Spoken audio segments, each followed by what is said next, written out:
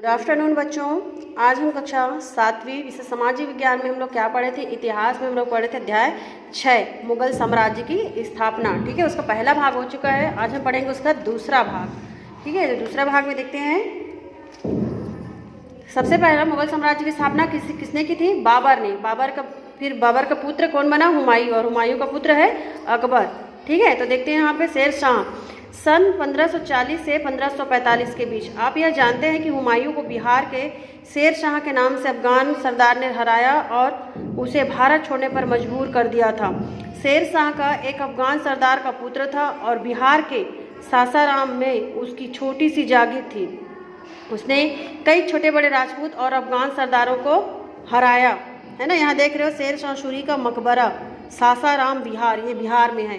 ठीक है, उसका मकबरा है। ये चारों तरफ देख रहे हो पानी ही है ना। यहाँ से छोटा सा पुल बनाया गया है जाने के लिए। शेर शाह ने अपने राज्य को सुदृढ़ बनाने के लिए अनेक सुधार किए। उसका एक राज्य अधिकारी राजा टोडरमल ने भू सुधार कार्य में सहयोग दिया और शेर शाह के शासन में सड़कें, सराएं और जल व्यवस्था पर विशेष ध्यान दिया गया ताकि आम जनता को सुविधाएं प्राप्त हो, जिन्हें बाद में अकबर ने भी अपनाया और आगे बढ़ाया। शेर शाह ने नए सिक्कों का चलन प्रारंभ किया। पहला था तांबे का सिक्का, है ना, जिसे दाम कहते थे। क्या कहते थे? दाम। तथा दूसरा चांदी का सिक्का, जिसे रुपया कहते थे। उसने सासाराम में अपने लिए एक भव्य मकबरा भी बनवाया। इसके समय में सड़क निर्माण पर भी विशेष ध्यान दिया गया। लेकिन क्या हुआ, शेर शाह ज़्यादा दिनों तक जीवित नहीं रहा और सन 1545 में कालिंजर दुर्ग में आक्रमण के समय उसकी क्या हो गई? मृत्यु हो गई। अब यहाँ पे हम देखेंगे अकबर का। ठीक है, अब अकबर का शासन आ गया 1556 से 1605 ईस्वी तक। पिता हुमायूं की मृत्यु के समय अकबर बहुत छोटा था, लगभग आप लोगों की उम्र का। हुमायूं के विश्वास पात्र बैरम खां ने उसका क्या किया था? राज्याभिषेक किया और बालक अकबर के लिए बहुत बड़ा उत्तरदायित्व था। बालिग होने तक अकबर ने अपने संरक्षक बैरम खां की देखरेख में राजकाज किया। फिर उसने शासन की बागडोर स्वयं संभाली तथा योग्यता पूर्वक शासन किया।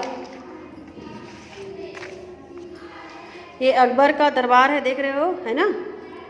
आप देखो यहाँ पे राज्य विस्तार कैसे किया उन्होंने। तो अकबर एक विशाल साम्राज्य स्थापित करना चाहता था, बहुत बड़ा राज्य। ठीक है, और इसलिए उसने आसपास के क्षेत्रों में विजय अभियान शुरू किया।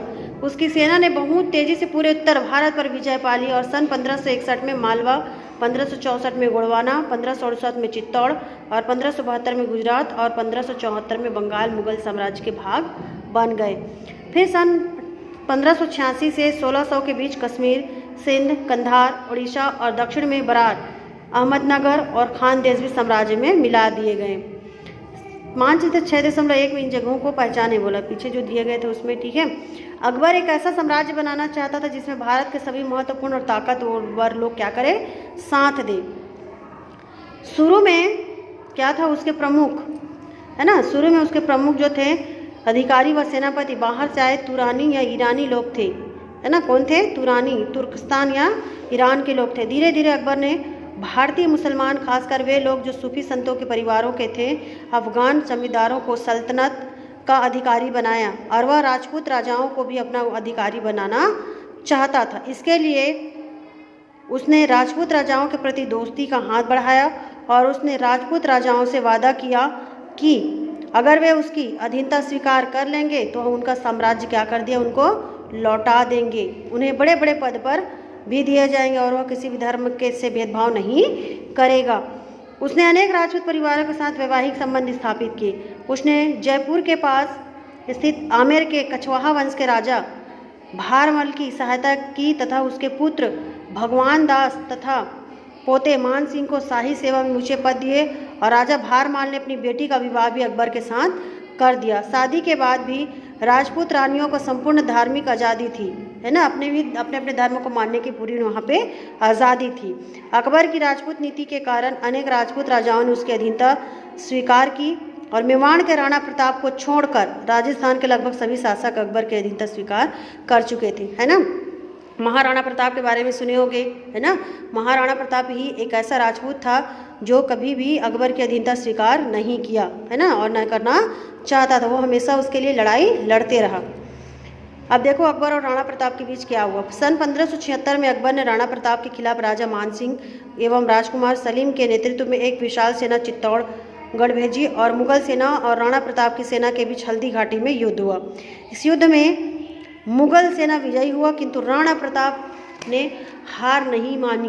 वे चित्तौड़गढ़ की पहाड़ियों में रहकर अपने जीवन पर्यंत मुगलों से संघर्ष करते रहे और उन्होंने अपने मंत्री मेवाड़ के भामा शाह द्वारा उन्हें राणा प्रताप को समर्पित धन से अपनी सेना का पुनः संगठन किया और अनेक क्षेत्रों पर अपना अधिकार पुनः स्थापित करने में क्या किया, राणा प्रताप सफल भी हुए। ठीक है, यहाँ से रानी दुर्गावती और अकबर के बीच जो लड़ाई हुए थे है ना, ये हम कल पढ़ेंगे। ठीक है, गुड़वाना का है ना रानी दुर्गावती, हम लोग अकबर का पढ़ लिए, अकबर और राणा प्रताप को पढ़े जो चित्तौड़ के लिए लड़ रहे थे है ना। अब यहाँ पे गुड़वाना वंश के लिए कौन लड़ रही थी, दुर्गावती और अकबर के बीच जो युद्ध हुआ उसके बारे में, ठीक है, उसको हम कल पढ़ेंगे।